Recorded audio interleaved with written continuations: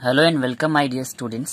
It is the next video lesson of biodiversity and आज के video lesson में हम पढ़ने जा रहे हैं 5 kingdom classification that was given by R.H. Whittaker. अब जैसे कि लास्ट वीडियो में हमने क्लासिफिकेशन ऑफ ऑर्गेनिज्म के कुछ बेसिस बताए थे, जैसे कि आर्टिफिशियल क्लासिफिकेशन, नेचुरल और फाइलोजेनेटिक, जहाँ पे एनिमल्स को या किसी भी ऑर्गेनिज्म को अलग अलग फीचर के बिहाफ पे अलग अलग तरीके से क्लासिफाई किया गया था। इनमें से ही एक और मॉडर्न सिस्टम ऑफ क्लासिफिकेशन जो है वो हमारा 5 किंगडम क्लासिफिकेशन है, जिसको हम करंट टाइम में यानी कि आज के टाइम में स्टडी में यूज करते हैं। तो ये जो क्लासिफिकेशन है ये दिया था R.H. विटेकर ने and it is also known as 5 kingdom classification.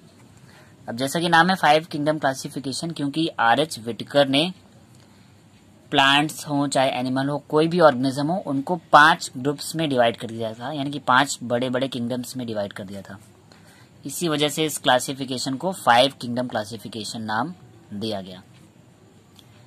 5 kingdom classification से पहले अरिस्टोटल ने 2 किंगडम क्लासिफिकेशन भी दिया था, जहां पर उन्होंने केवल 2 ही किंगडम बताए थे, एक तो किंगडम प्लांट और एक किंगडम एनिमल, यानी कि प्लांट के लिए एक अलग किंगडम बना के दिया गया था और एनिमल्स के लिए एक अलग किंगडम।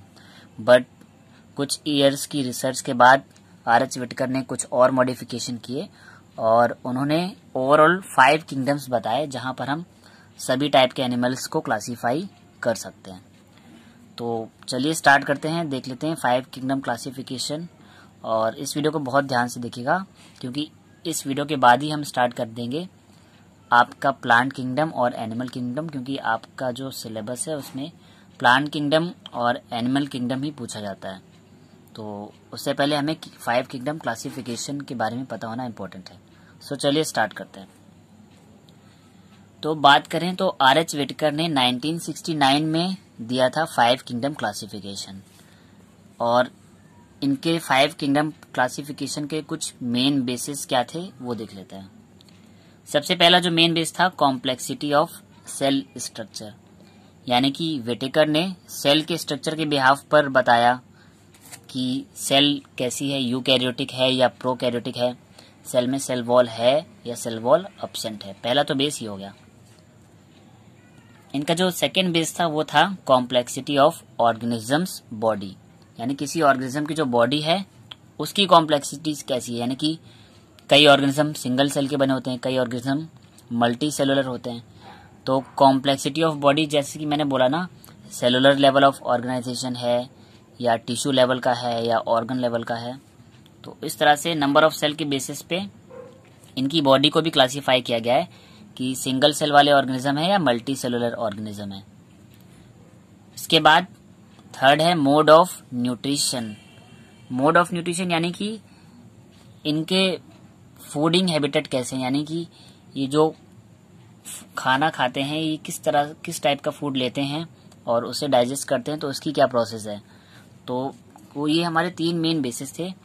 एक तो सेल का स्ट्रक्चर, दूसरा बॉडी का जो लेवल ऑफ ऑर्गेनाइजेशन है कि बॉडी एक सेल की बनी हुई है, बहुत सारी सेल्स की, दूसरा मोड ऑफ न्यूट्रिशन कि ये किस टाइप का फूड खाते हैं और वो कैसे ऑब्टेन करते हैं और किस तरह से उसे डाइजेस्ट करते हैं। तो इनके बिहाफ पे जो हमारे 5 किंगडम्स थे वो थे मोनरा, protista, fungi, Plantae and animalia. तो सबसे पहले हम बात कर लेते हैं किंगडम मोनरा की। All members are prokaryotic and microscopic unicellular organism, यानी मोनरा ग्रुप के अंदर वो सारे ऑर्गेनिज्म रखे गए जिनकी सेल कैसी थी, प्रोकैरियोटिक सेल थी।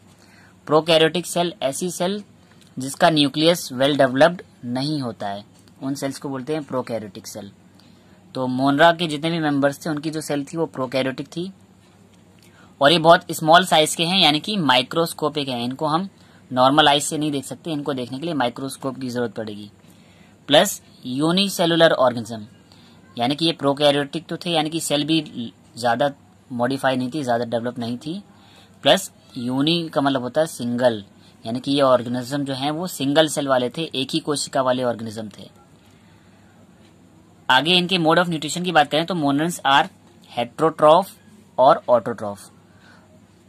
अब न्यूट्रिशन 2 टाइप का होता है, ऑटोट्रॉफ हम उन ऑर्गेनिज्म को बोलते हैं जो अपना फूड खुद से प्रिपेयर कर लेते हैं, और हेट्रोट्रॉफ उनको बोलते हैं जो अपने भोजन के लिए, अपने फूड के लिए किसी दूसरे एनिमल या ऑर्गेनिज्म पे निर्भर हों या डिपेंड हों। तो जो हमारे मोनरा के मेंबर्स हैं वो हेट्रोट्रॉफ भी हैं और ऑटोट्रॉफ भी हैं, यानी दूसरे ऑर्गेनिज्म से भी अपना फूड ले सकते हैं और खुद से भी अपना फूड बना सकते हैं। अब ऑटोट्रॉफ में दो कैटेगरियां हैं, एक तो फोटो ऑटोट्रॉफ और दूसरा है कीमो ऑटोट्रॉफ। फोटो ऑटोट्रॉफ वो ऑर्गेनिज्म होते हैं जो सनलाइट की प्रेजेंस में फोटोसिंथेसिस करेंगे, यानी कि प्रकाश संश्लेषण करके अपना भोजन बना लेंगे। और जो दूसरी कैटेगरी है वो कीमो ऑटोट्रॉफ की है, यानी ऐसे एनिमल्स जो किसी केमिकल सब्सटेंस के थ्रू अपना फूड प्रिपेयर करेंगे, उन्हें बोलेंगे कीमो ऑटोट्रॉफ, यानी ये किसी केमिकल के थ्रू अपने फूड को प्रिपेयर करेंगे। मोनरल्स में जो मेन सोल मेंबर हैं वो हमारे बैक्टीरिया, और बैक्टीरिया के अलावा एक और कैटेगरी हम बोल देते हैं साइनोबैक्टीरिया।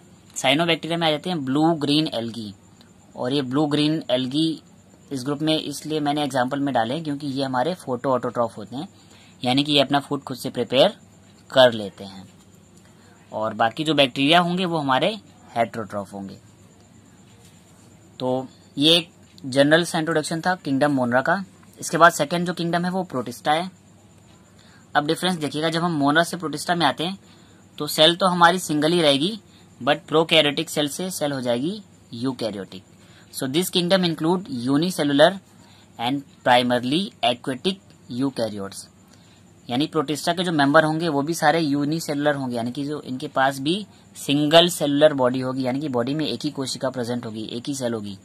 बट ये कैसे होंगे? यूकैरियोट्स होंगे, यानी कि जो सेल होगी, सेल का न्यूक्लियस वेल डेवलप्ड होगा, यानी कि न्यूक्लियस के अंदर न्यूक्लियर मेम्ब्रेन और जेनेटिक मटेरियल सब कुछ वेल डिफाइंड प्रेजेंट होगा। और जो प्रोटिस्टा के मेंबर हैं मोस्टली एक्वेटिक होते हैं, यानी कि ये वाटर में प्रेजेंट होंगे, पानी में।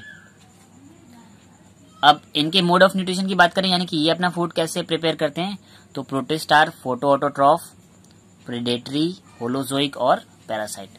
फोटो ऑटोट्रॉफ का तो मतलब आपको पता है, यानी कि जो फोटोसिंथेसिस करके अपना फूड खुद से प्रिपेयर कर लेंगे।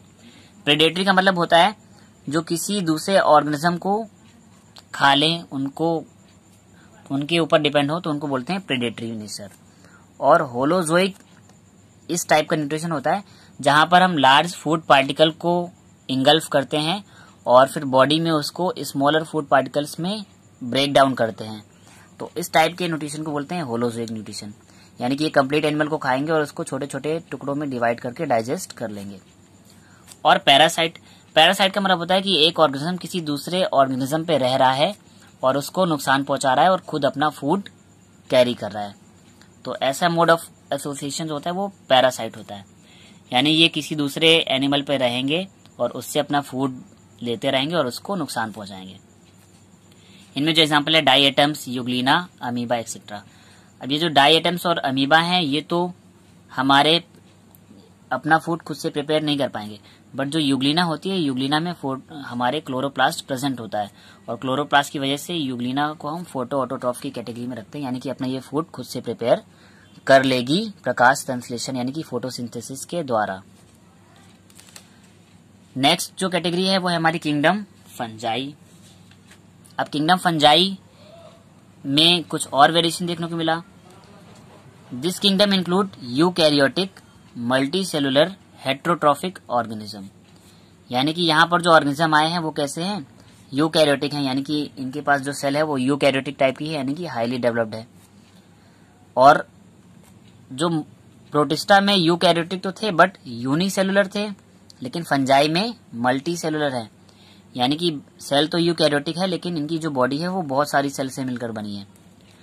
प्लस अभी मोनो और प्रोटिस्टा में हमको ऑटोट्रॉफ भी देखने को मिल रहे थे और हेट्रोट्रॉफ भी, बट जो फंजाई हैं ये टोटली हेट्रोट्रॉफिक हैं, यानी कि ये सिंगल सेल वाले नहीं है, मल्टी सेलुलर है। सेल इनकी यूकैरियोटिक है, यानी कि न्यूक्लियस वेल डेवलप्ड होगा इनकी सेल में, और हेट्रोट्रॉफिक है, यानी कि अपना फूड खुद से प्रिपेयर नहीं कर सकते। और फंजाई में जो एग्जाम्पल है राइजोपस, एल्ब्यूगो, यीस्ट। यहाँ पे जो यीस्ट है ये बहुत इंपॉर्टेंट है, क्योंकि यीस्ट एकमात्र ऐसा फंजाई है जो कि यूनिसेलुलर है, यानी कि जो सिंगल सेलुलर है, एक कोशिका वाला है। बाकी के जो सारे हैं वो मल्टी सेलुलर हैं।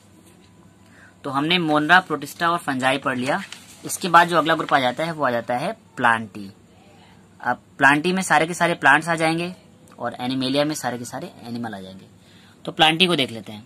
प्लांटी में this kingdom include all the coloured multi cellular photosynthetic plants.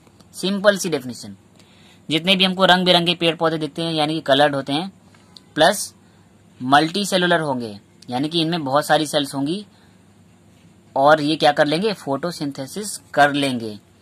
तो ऐसे ऑर्गेनिज्म को हमने रखा है किंगडम प्लांटी में, यानी कि ये ऑटोट्रॉफ होंगे, अपना भोजन खुद से बनाएंगे और इनमें भोजन बनाने की जो प्रोसेस है वो केवल फोटोसिंथेसिस ही होगी, यानी फोटोसिंथेसिस से ही अपना फूड प्रिपेयर कर लेंगे। और ये मल्टी सेलुलर होंगे और कलर्ड बॉडी होगी, यानी कि देखते हैं कि हम प्लांट में हरे कलर से लीव्स होती हैं, कई कलर के फ्लावर्स और फ्रूट्स होते हैं। तो इस तरह से इनको हमने डाला है किंगडम प्लांटी के अंदर। कुछ मेंबर जो हैं किंगडम प्लांटी के वो हेट्रोट्रॉफ भी होते हैं, यानी कि अपना फूड खुद से प्रिपेयर नहीं कर सकते हैं। So all plant are autotrophic but some plants are heterotrophic organism, यानी कि मोस्टली सारे के सारे ऑटोट्रॉफिक होंगे, अपना फूड खुद से प्रिपेयर कर लेंगे, बट जो कुछ हैं वो हैं हेट्रोट्रॉफिक। हेट्रोट्रॉफिक यानी कि ये अपना फूड, कुछ प्लांट ऐसे होते हैं जो अपना फूड खुद से प्रिपेयर नहीं कर सकते हैं, यानी कि उनमें प्रकाश संश्लेषण या फोटोसिंथेसिस नहीं होती है। तो फिर होता क्या है, आपने नाम सुना होगा, कुछ इंसेक्टिवोरस प्लांट होते हैं जिनको हम कीट भक्षी बोलते हैं, यानी कि ये इंसेक्ट को खाते हैं और इंसेक्ट को खाकर अपना फूड कैरी करते हैं। तो ऐसे प्लांट क्या होते हैं कि ये टोटली जो है मांसाहारी या कार्निवोरस होते हैं, यानी कि ये किसी न किसी कीड़े पे या इंसेक्ट पर डिपेंड होते हैं अपने फूड के लिए। इनके प्लांट बॉडी पर जैसे ही कोई इंसेक्ट बैठता है ये उसी को खाकर डाइजेस्ट कर लेते हैं। तो इस टाइप के जो प्लांट होंगे, एग्जांपल होता है like Venus flytrap, Drosera, utricularia, ये सारे इंसेक्टिवोरस प्लांट हैं जो कि कैसे होंगे, हेट्रोट्रॉफिक होंगे। बाकी के सारे ऑटोट्रॉफिक होंगे, अपना फूड खुद से प्रिपेयर कर लेंगे। एक और इम्पोर्टेंट पॉइंट होता है रिजर्व फूड का, यानी कि ये बॉडी में फूड को किस फॉर्म में स्टोर करके रखते हैं, क्योंकि प्लांट हो चाहे एनिमल्स हो, जब वो फूड बनाते हैं तो कुछ अमाउंट में फूड को बॉडी में स्टोर करके भी रख लेते हैं ताकि जब इन्हें फूड ना मिले तो उस रिजर्व फूड का यूज कर लें। तो प्लांट में जो रिजर्व फूड है वो क्या है, स्टार्च है, ये बात ध्यान रखिएगा। और जो एनिमल में रिजर्व फूड होता है ग्लाइकोजन होता है। ये एक मेन डिफरेंस होता है प्लांट और एनिमल के रिजर्व फूड में। तो किंगडम प्लांटी को तो हमने देख लिया है। अब लास्ट किंगडम देख लेते हैं, that is kingdom animalia. Kingdom animalia में सारे के सारे एनिमल्स आ जाएंगे और वो कैसे होंगे, मल्टी सेलुलर यूकैरियोटिक ऑर्गेनिज्म होंगे। So this kingdom include multi cellular, यानी कि ऐसे ऑर्गेनिज्म जिनमें बहुत सारी सेल्स देखने को मिलेंगी, बहुत सारी कोशिकाएं होंगी इनकी बॉडी में। प्लस हेट्रोट्रॉफिक होंगे, यानी कि अपने भोजन के लिए या फूड के लिए किसी और ऑर्गेनिज्म पे डिपेंड करेंगे। यूकैरियोटिक सेल होगी इनकी, यानी कि सेल जो है कोशिका बहुत अच्छे तरीके से डेवलप्ड होगी। ऐसे ऑर्गेनिज्म को हमने रखा है किंगडम एनिमेलिया में। एक और इम्पोर्टेंट डिफरेंस होता है एनिमल और प्लांट में। प्लांट की जो कोशिका होती है, सेल होती है, वहां पे सेल वॉल होती है, but animal cells are without cell wall. यहाँ पर सेल वॉल नहीं होती है। एनिमल्स में केवल सेल मेम्ब्रेन होती है, बट हम जब प्लांट की बात करते हैं तो प्लांट में सेल वॉल और सेल मेम्ब्रेन दोनों होती है, बट एनिमल्स में केवल सेल वॉल नहीं होगी, केवल क्या होगी, सेल मेम्ब्रेन होगी। और जो लास्ट पॉइंट मैंने बताया कि जो रिजर्व फूड है वो एनिमल में होगा ग्लाइकोजन। प्लांट में रिजर्व फूड स्टार्च होता है और एनिमल में ग्लाइकोजन। सो ये कुछ इंपॉर्टेंट फैक्ट थे जिस 5 किंगडम क्लासिफिकेशन के थ्रू हमने मोस्टली सारे के सारे ऑर्गेनिज्म को कवर कर लिया है। अब जैसा कि मैंने स्टार्टिंग में बताया था, आपके सिलेबस में आपको प्लांट और एनिमल किंगडम को पढ़ना है, तो इन किंगडम्स को हम डिटेल में पढ़ेंगे नेक्स्ट वीडियो में। आज की वीडियो में इतना ही रखते हैं। सो ये वीडियो आपको कैसा लगा प्लीज कमेंट करके बताएं, और अगर ये वीडियो आपको समझ आया तो इसे लाइक करें और सभी स्टडी रिलेटेड ग्रुप्स में शेयर करें ताकि ज्यादा से ज्यादा स्टूडेंट इस वीडियो को देख पाएं। एंड लास्ट वीडियो में मैंने क्लासिफिकेशन ऑफ ऑर्गेनिज्म को बताया था, जहां पर मैंने artificial system of classification, natural system of classification and phylogenetic system of classification को डिस्क्राइब किया था। तो अगर वो वीडियो आपने मिस कर दिया है तो उस वीडियो का लिंक मैंने इस वीडियो के डिस्क्रिप्शन बॉक्स में दे रखा है। सो उस लिंक पर क्लिक करके आप क्लासिफिकेशन वाले वीडियो को भी देख सकते हैं। एंड स्टूडेंट चैनल को सब्सक्राइब कर लें और बेल आइकन को प्रेस कर लें ताकि आने वाले वीडियोस की नोटिफिकेशन आपको टाइम टू टाइम मिलते रहें। Thank you students.